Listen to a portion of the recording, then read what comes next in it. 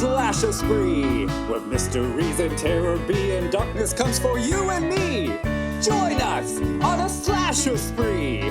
There's no place to hide, and soon you'll see siblings on a slasher spree. The siblings are back. Hopefully, we didn't scare away our minuscule group of dedicated listeners with our episode on fear last week. Nah.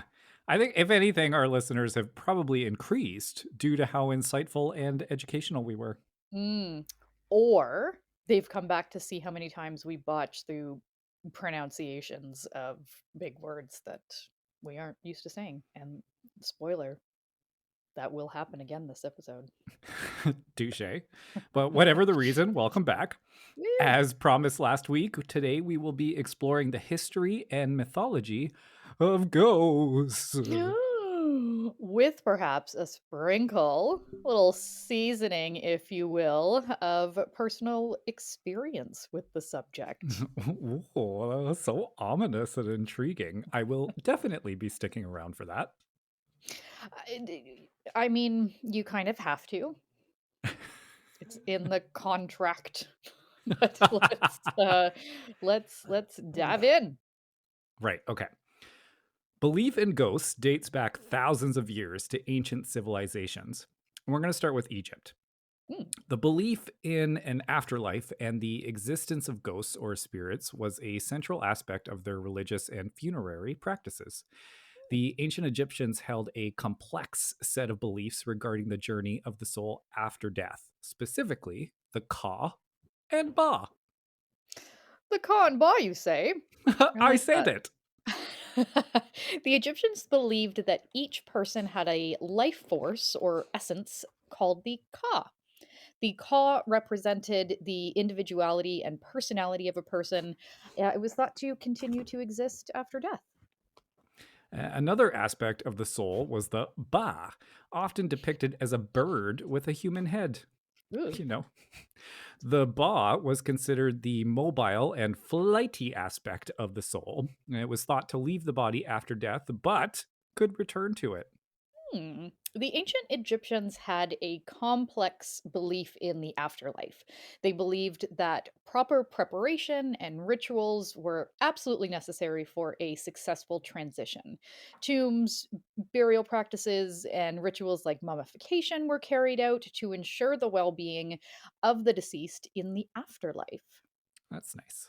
Mm. The Egyptians had a collection of religious texts, such as the pyramid texts, coffin texts, I'd like to read Mm. those, and the Book of the Dead, which were intended to guide the deceased through the afterlife. These texts contain spells, prayers, and instructions to help the soul navigate the challenges it might encounter. Mm. Osiris? Osiris. Yeah. Osiris? That Yeah. was easy. Okay. See, there's our first word. Osiris, the god of the afterlife, death, and rebirth, played a significant role in Egyptian mythology. The deceased hoped to join Osiris in the afterlife. The journey of the soul through the underworld was seen as a series of trials, and the soul had to pass various judgments to reach the final destination. Like life isn't enough. You know? And like, Ugh. what sort of judgments, you know? Yeah, who Like, would we knows? pass? Oh, hell no! I don't We're okay, people. Yeah. Moving on. Family members and loved ones of the deceased would provide offerings of food, drink, and other items at the tomb. And these offerings were believed to nourish the Ka and Ba and ensure a peaceful afterlife. Hmm. The con bar. The I don't Ka know, and Ba. it feels like it wants to be like a coffee shop. I was just thinking it sounds like that human body with the bird head going, Kaba! Kaba! I would like someone to illustrate that us. Illustrate that us. Oof, illustrate that for us. Oh God, we're only like less than 5 minutes in. I know. While the term ghost may not be directly applicable, The Egyptians did believe that the Ka and Ba could interact with the living world. There were inscriptions and stories that describe the spirits of the deceased returning to the living to seek assistance, justice, or recognition. Oof, what a dangerous game. That is a very dangerous game. Hmm. And now we're going to move on to ancient Mesopotamia, which encompasses the region between the Tigris and Euphrates River, which is modern day Iraq, parts of Iran, Syria, and Turkey. Beliefs in ghosts and spirits were integral to the religious and cultural worldview of the various civilizations that thrived there, including the Sumerians, Akkadians, Babylonians, and Assyrians. Oh, nailed it. That was easy. You did. Damn it.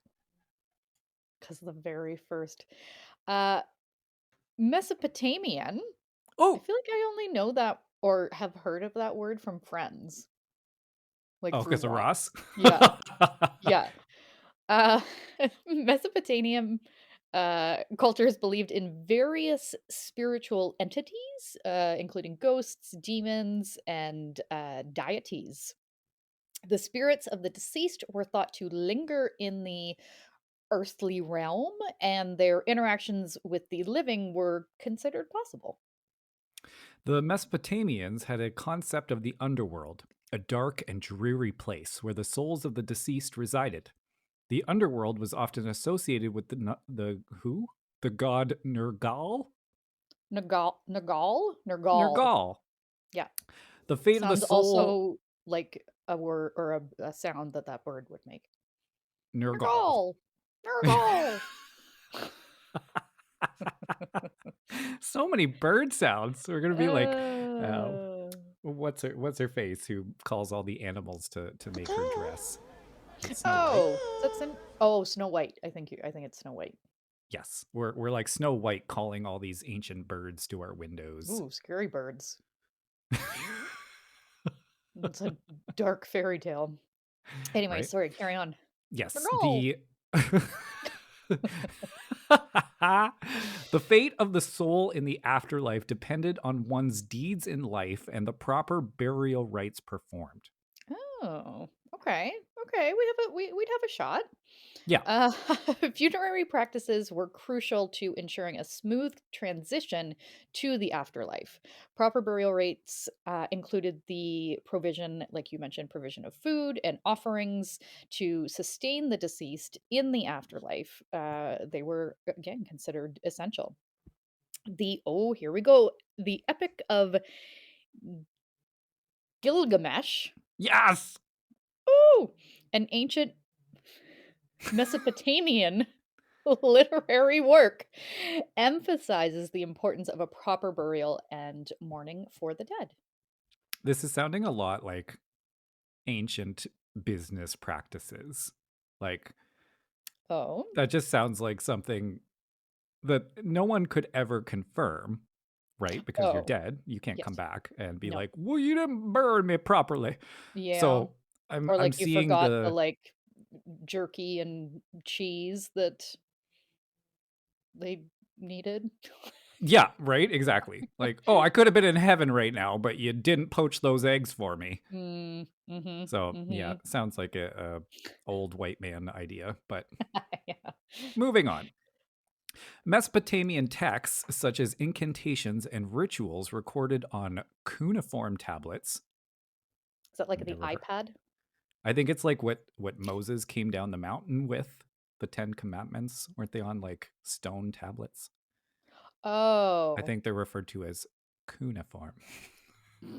Okay. I say with zero confidence. So these tablets mention the belief in ghosts or spirits causing afflictions or disturbances among the living. Illnesses, nightmares, and other misfortunes were sometimes attributed to the influence of malevolent spirits. Oh, okay. Some Mesopotamian deities were associated with the underworld and the spirits of the dead. For example, I don't know why you hate me and why you write these words for me to say. I've For had the a lot record, of. yeah, Randy writes the scripts, which are all very good, but he seems to throw in the worst of the words for me. So I here didn't we I go. didn't write the history. Okay. I just wrote the report. And who has to say it? This is not color-coded blue.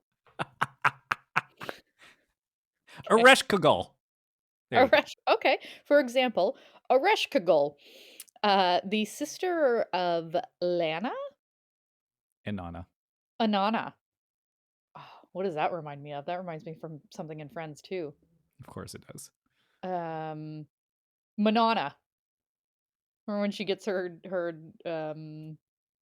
identity stolen? Monica? Oh, yes. And the tap dancer, and she goes to introduce herself, and she's like, "I'm Nana. Well, nice to meet Yes. you, Manana."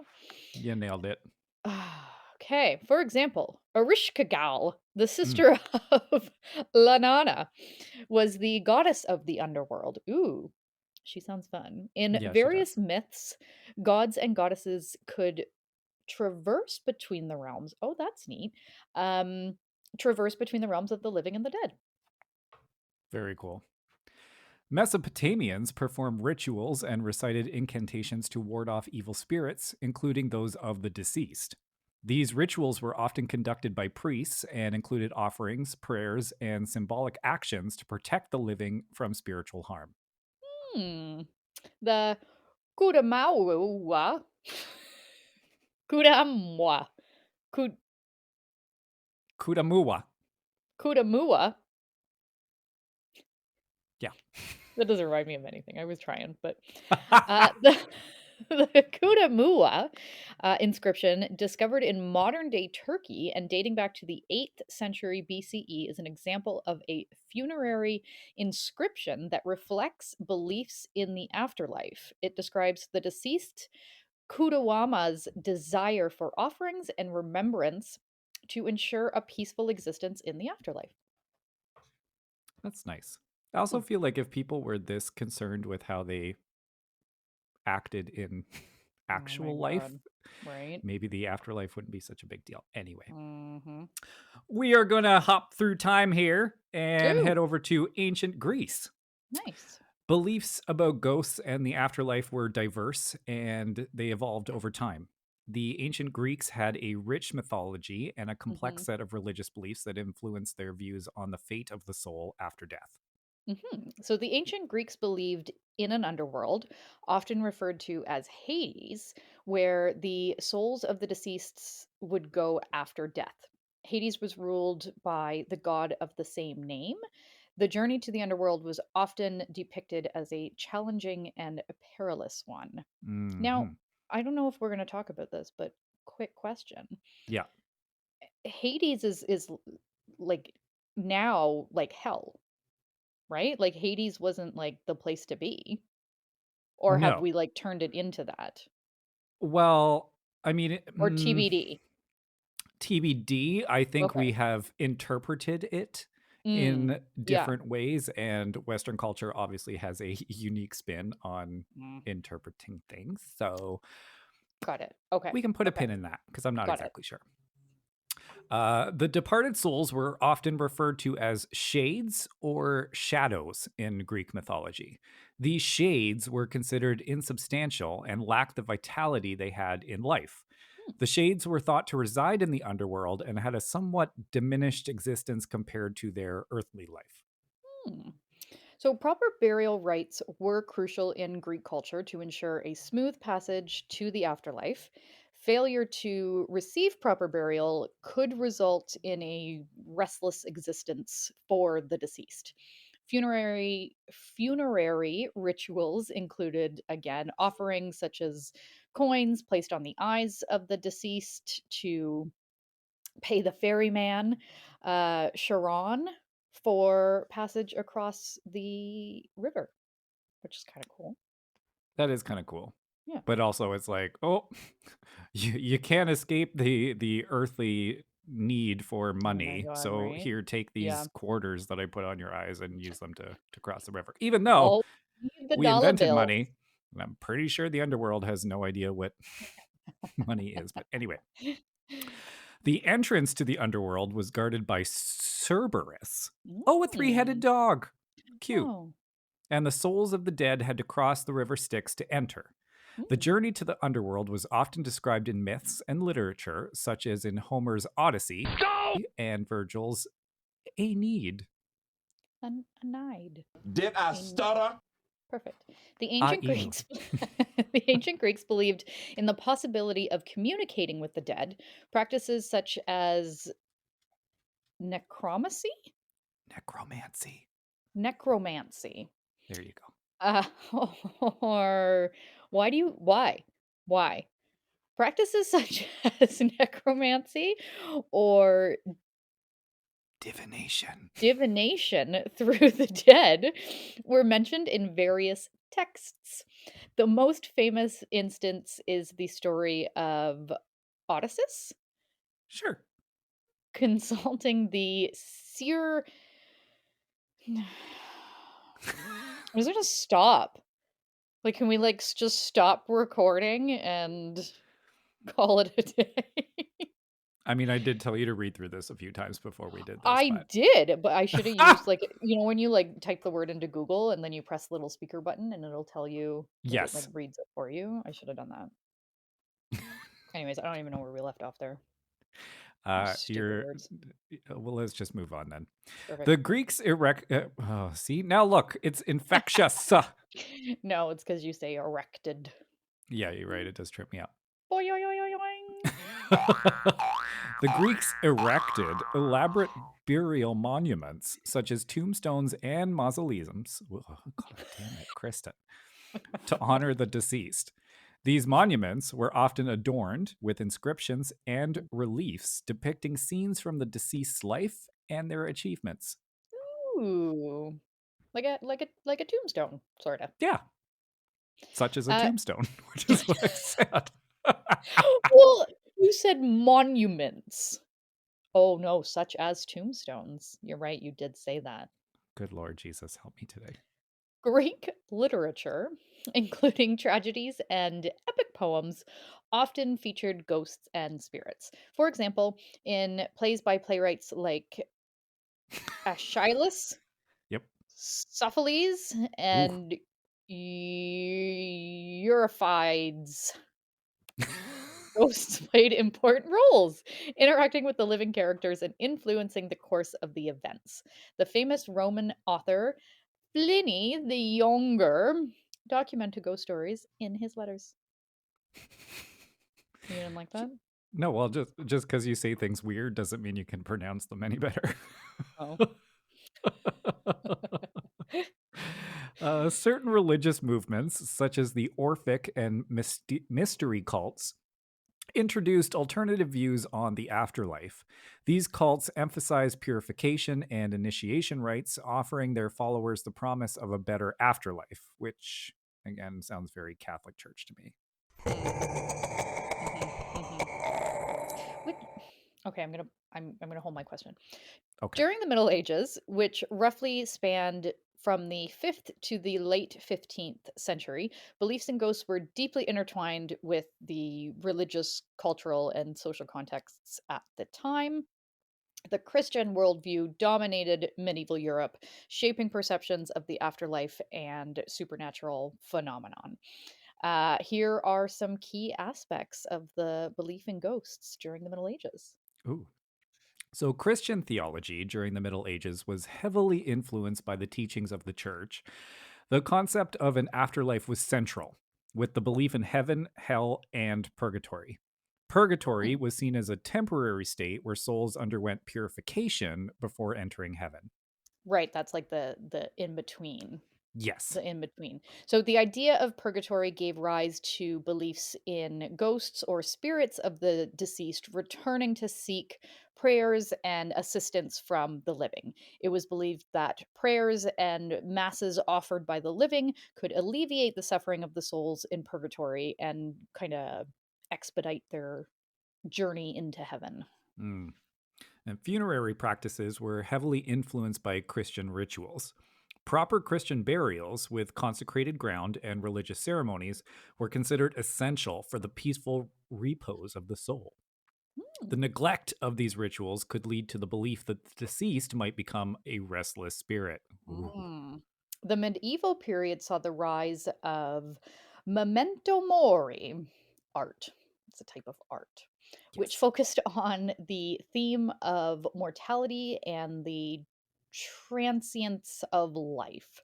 Such art often depicted skeletons or images of death to remind people of their mortality and the need to prepare for the afterlife.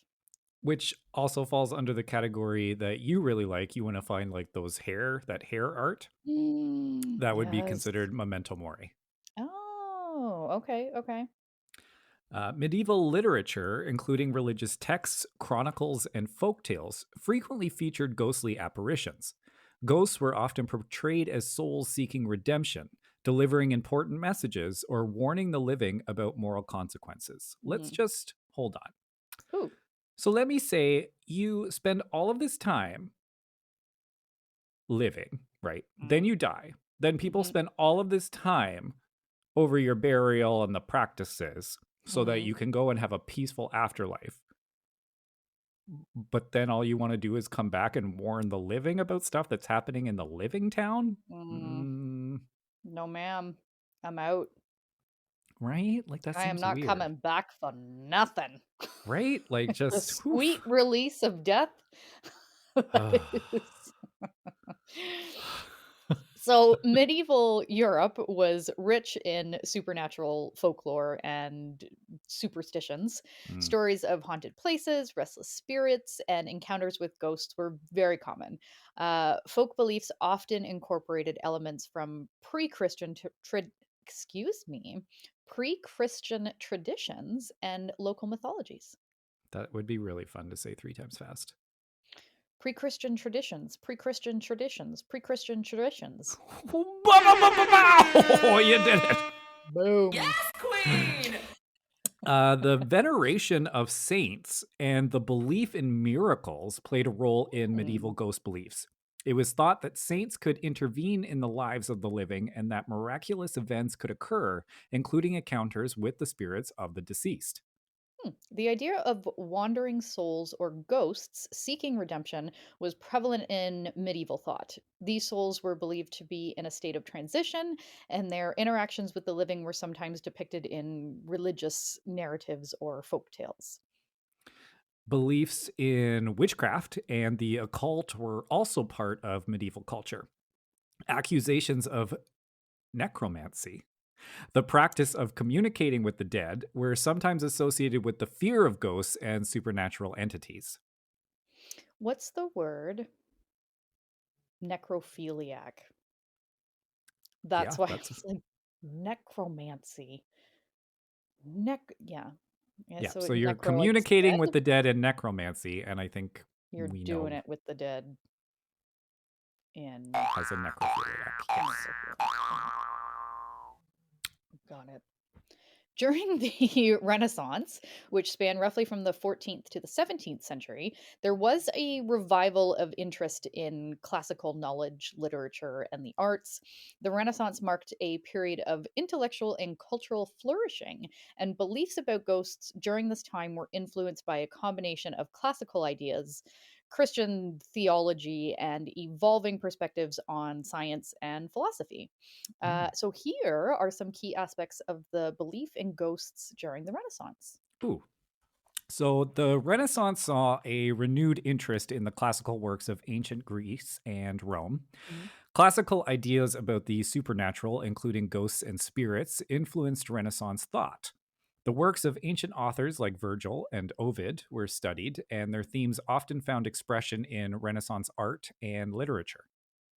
Humanism, a central intellectual movement of the Renaissance, emphasized the value of human experience and individual expression. This shift in focus contributed to a more personal and introspective approach to beliefs about the afterlife, including the idea of individual souls and the potential for spiritual encounters. Hmm. Renaissance art and literature frequently explored themes of the supernatural and the afterlife. Paintings, sculptures, and literary works often depicted scenes of the macabre, including ghosts, skeletons, and an allegorical representations of death. Hmm. The Renaissance coincided with significant cultural and societal changes, including urbanization and the growth of cities.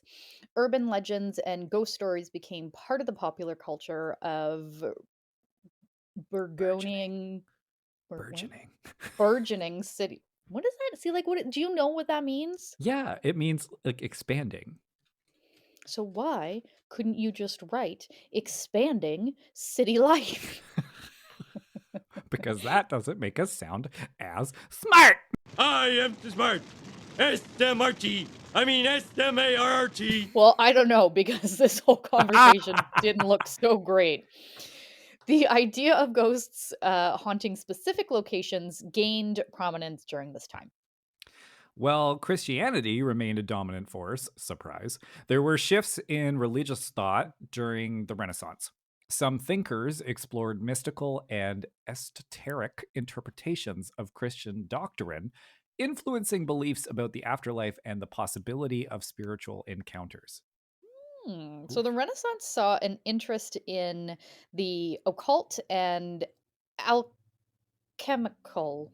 Al- Yes. yeah, that was right, right? Yes. Yeah. Yeah.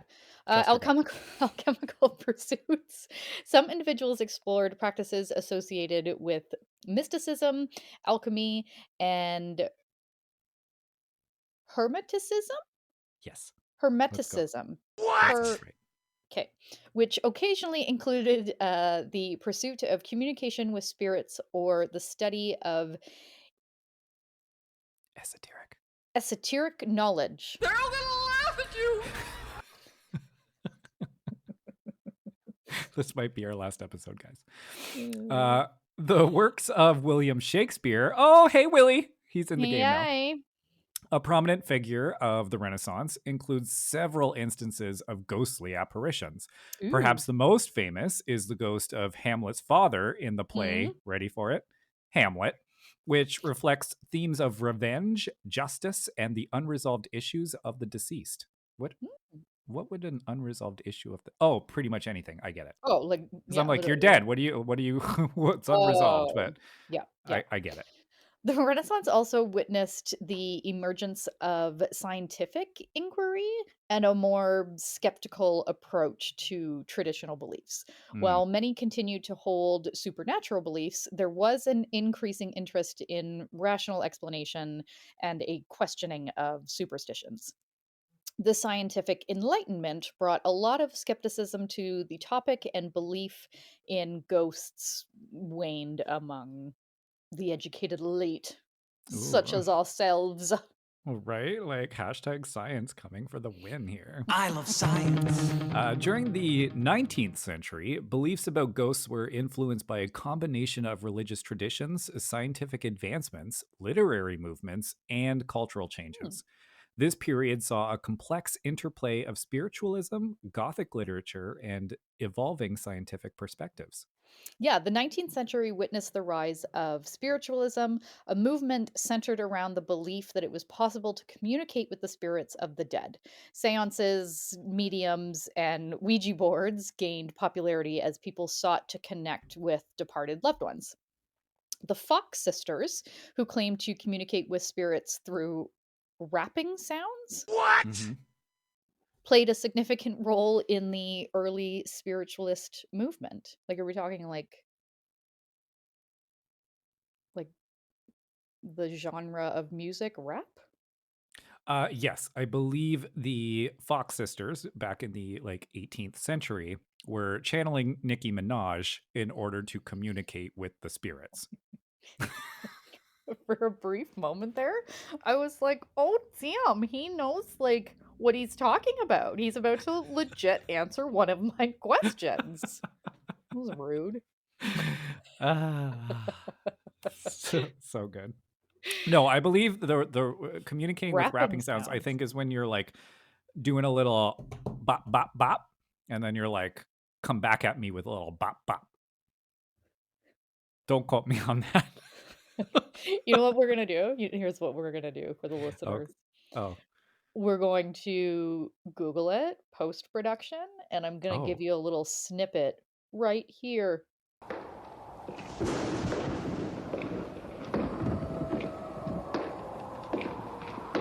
You're so dumb. You are really dumb. For real. Well, since I don't know if I was right or wrong, I'm going to say I interpreted it the way I interpreted it and And as a moving white on. male, you're allowed to do that. That is the way. That does seem to be the way. Mm. Gothic literature, which had its roots in the 18th century, continued to influence beliefs about ghosts in the 19th century. Works by authors such as Edgar Allan Poe, shout out Poe, Mary Yeah. Shelley, oh yes, and the Bronte sisters often featured supernatural elements, haunted houses, and spectral apparitions. These stories contributed to the cultural fascination with the macabre.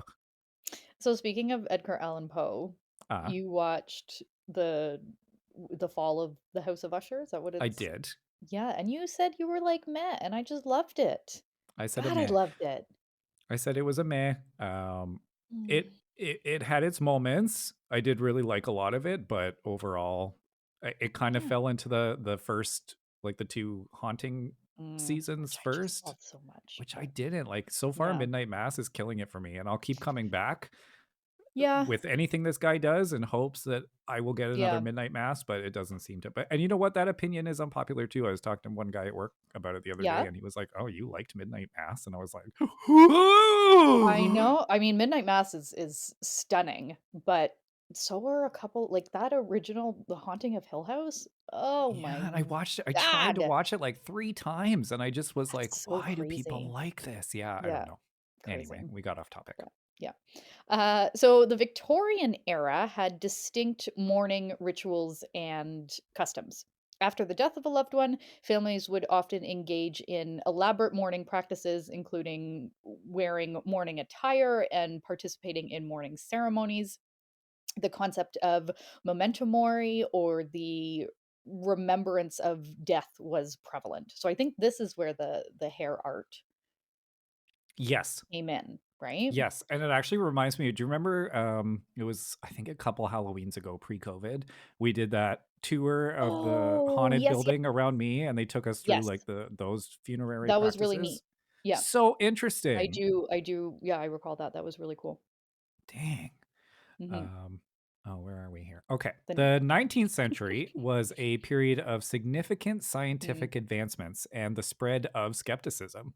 yeah. As scientific inquiry expanded, some individuals began to question traditional supernatural beliefs. However, this skepticism coexisted with a continued interest in spiritual phenomena. The invention of photography in the 19th century led to the emergence of spirit photography. Some photographers claimed to capture images of ghosts or spirits in their photographs. These images were often later debunked as photographic tricks, but they continued to the cultural or they contributed to the cultural fascination with the supernatural. I mean, everyone wants to Yeah, like take a picture of, their like dog beside the Christmas tree, and then you look at it and you're like, gasp, what right. is that shadow? And I mean, even if they are tricks, those older, like ghosty I know. photographs are super Yeah. cool. Yeah. I love them. Folklore and oral traditions continue to shape beliefs about ghosts. Local legends, ghost stories, and superstitions were passed down through generations. Literary movements, such as Romanticism, Mhm. also played a role in fostering a fascination with the mysterious and supernatural. Yeah, the 17th, the 19th century saw an interest in crisis apparitions, instances where a person, often on the brink of death, appeared to a loved one at a distant location. These experiences were sometimes interpreted as evidence of a spiritual connection beyond just the physical realm. That's crazy because I'm going to touch on this later when we talk Ooh, about our personal experiences because I'm pretty sure that happened to me. okay. Urbanization and social changes influence beliefs about ghosts. The growth of the Oopsie. What was that stupid big word you made me use for the growth of cities? I don't even When you coulda just said the growth of cities? Continue. I'm never gonna live this down. The growth of cities led to a proliferation of ghost stories associated with old buildings, cemeteries, and historic sites. The concept of haunted places became more Mm. prominent in popular culture. Yeah, in modern times, beliefs in ghosts remain diverse and are influenced by a variety of factors, including cultural, religious, and just personal perspectives. Mhm. Here are some key aspects of the belief in ghosts in modern times. Oh, fun. Beliefs in ghosts vary widely across cultures and religions. In some cultures, especially those with strong traditional and supernatural elements, the belief in ghosts is deeply Hmm. ingrained. Meanwhile, in more secular or atheistic societies, Mm, he says with an upward inflection, like it's a question, you're views on saying. ghosts may be more skeptical or just dismissed altogether. They're like, Mm, nah. Not the no, ma'am. name. Culture, popular culture, including movies, television shows, books, and online content, continues to shape perceptions of ghosts. Paranormal themed entertainment often portrays ghosts as either like ooh scary, la la la la la la, Malevolent. malevolent. I actually knew that one. I just misspoke it. I had my shot and I blew it. So this entertainment portrays ghosts as like the evil spirits or entities, seeking that revenge. Or resolution or redemption. Mm, They're not always evil. Sometimes they just need a mm, friend to help them out. name me like one scary ghost movie that it's like other than Casper. Casper! Yeah. Uh, Oh, fun well, fact. The no. very one of the very first movies that Leo and I watched as a couple was Paranormal Activity. Oh, Oh my God, who the hell Yeah, cares? here you that go. was a fun fact, you said? Interesting. Waiting for the, Maybe I should have the updated it to fact. fact. Tidbit of information. That seems more, applicable. The popularity of ghost hunting and paranormal investigations has grown in modern times. Various television shows, documentaries, and online platforms feature individuals exploring allegedly haunted locations using technology such as EVP, which is electronic voice phenomena, recorders, infrared cameras, and other equipment to capture evidence of paranormal activity. Oh, like the movie you watched with Leo. Fun fact. Fact, actually. Sorry. Fact.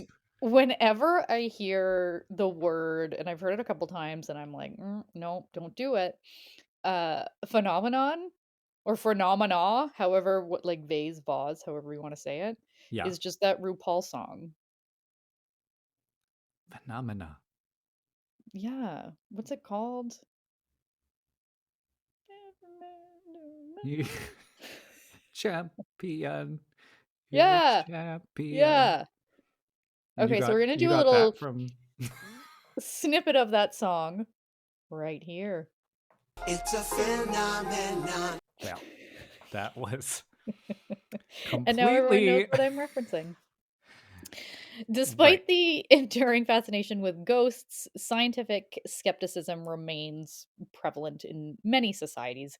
Skeptics argue that there is no empirical evidence to support the existence of ghosts and that many reported sightings can just be explained by psychological, environmental, other naturally occurring factors or Mhm. drugs. Many individuals, including myself, Mm. claim to have had personal experiences with ghosts, such as sightings, strange sounds, or unexplained phenomena. These experiences It's gonna be a little snippet there too. Go. What the hell is that? it's so off kilter to what we're talking about. But that's what it reminds me of. I would love someone to like draw me a map on how one gets from ghosts to RuPaul, but I would actually like When that. If anyone's listening, please draw that for yeah, me. yeah. Thank you. Okay, thank you. Oh no. So I don't remember what Can I you was not saying recover now. from that? I can't. I don't even know where we are. All I'm thinking about is Drag Race UK season 5 that I'm waiting to watch right now. Okay, well, then okay. So, advances in technology have provided new avenues for exploring and documenting paranormal phenomenon. Fuck. Smartphones with cameras and audio recording capabilities, as well as the widespread use of surveillance cameras, have led to an increase in the number of reported ghost sightings and encounters. That's interesting.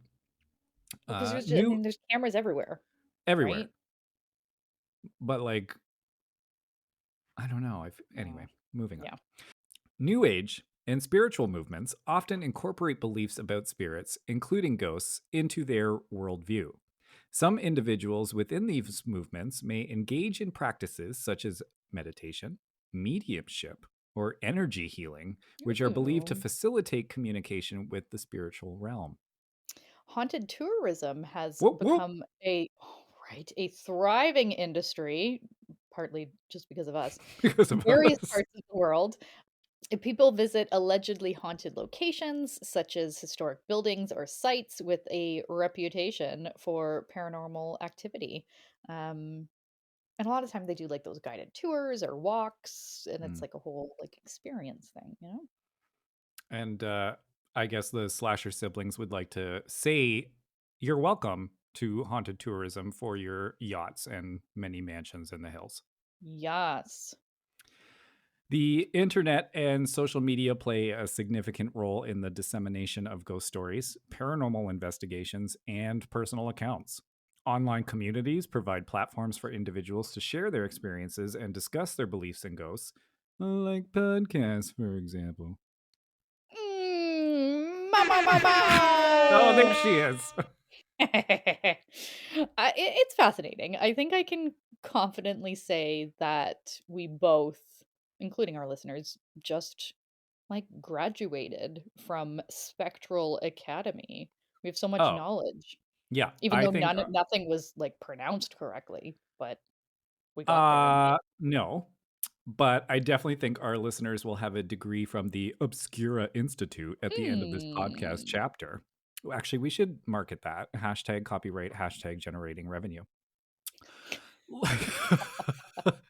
But let's spice things up now and bring some personal experiences into today's lesson. Kristen, do you have any spooky encounters you'd like to share? Maybe I'll call them spooky encounters because I do struggle. I am a skeptic Mm, for sure. mhm, mhm. I'm not sure if I've experienced anything that really can't be explained. I don't know. I have two scenarios that come to mind. I think do the first one because the second one is more like it was like a secondhand experience. It was actually Mm. Leo who Oh. experienced it, and I was kind of part of it, and then he told me it was a whole thing. But anyways, I'm gonna start with the bats. Oh, Let's have like a fluttering I wanted to flutter. bat. Perfect. So, one of my good friends, Jillian, we grew up together. She unfortunately passed a couple years ago now in August. And it was awful, obviously. Mm. Anybody that age, anybody ultimately at any age that passes from cancer or whatever, it's awful, but especially awful when you're young and you're like and you can relate to that person being the same age and like we grew up together and it's just it's wild. But so it was, I'm going to say maybe 2 days after she had passed.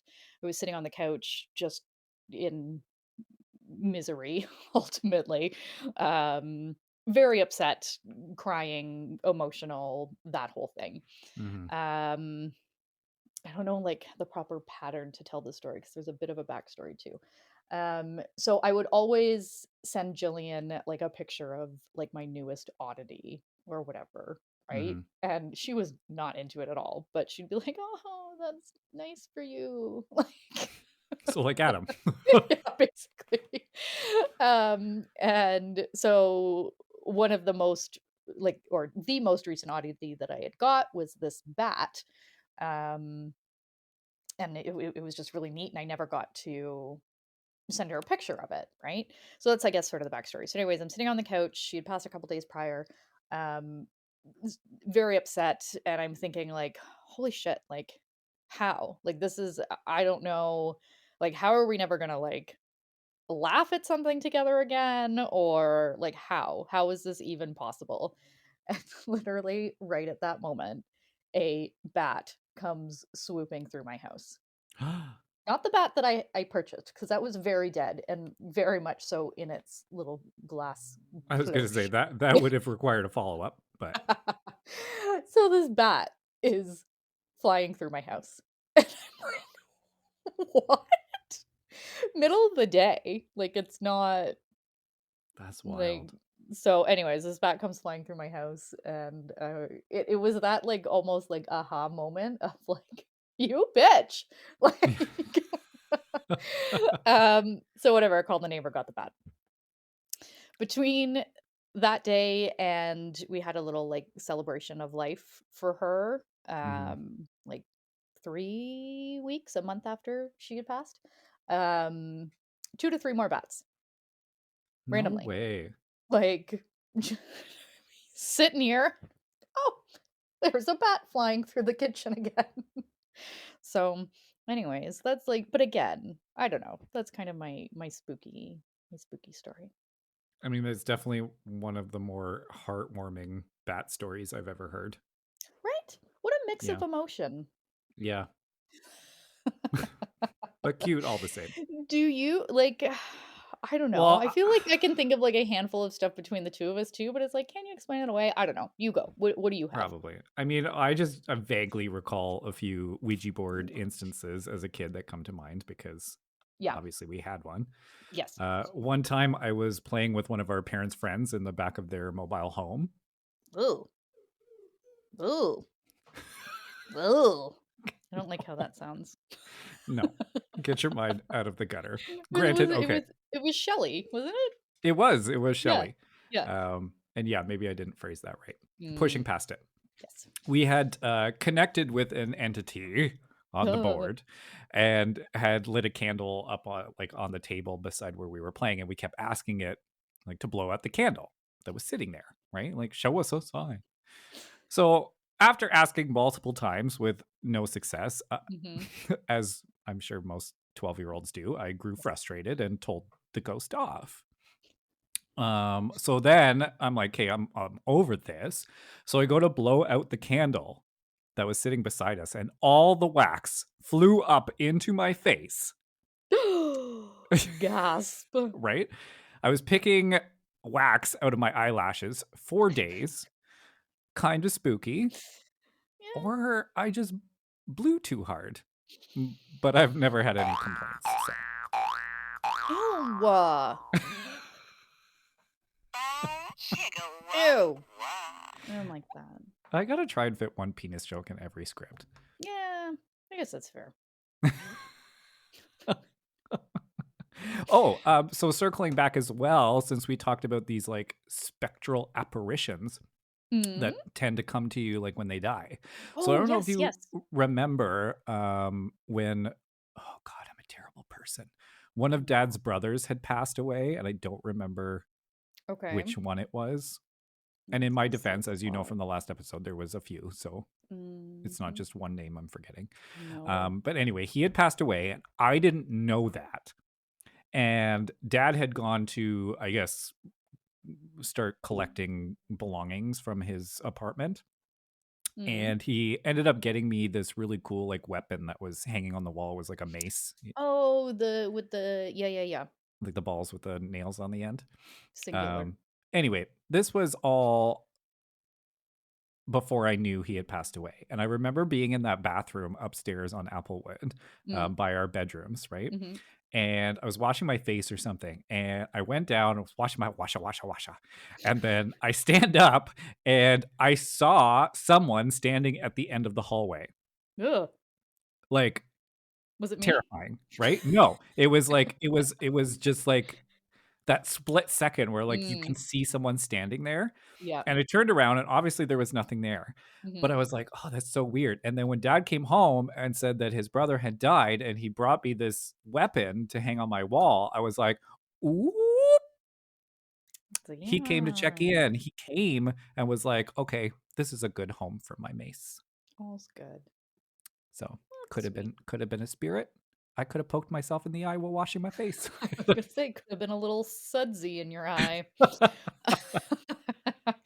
Well, as the coffin closes, it's time to reflect on which side of this topic you fall into. Yes. Are you a hardcore believer? Do you think hashtag science has all the Ah. answers? Or are you somewhere in between? Fascinating food for thought. Hmm. So normally this is where I would introduce our topic for next week, but I'm not going to do that. And do you want to know why?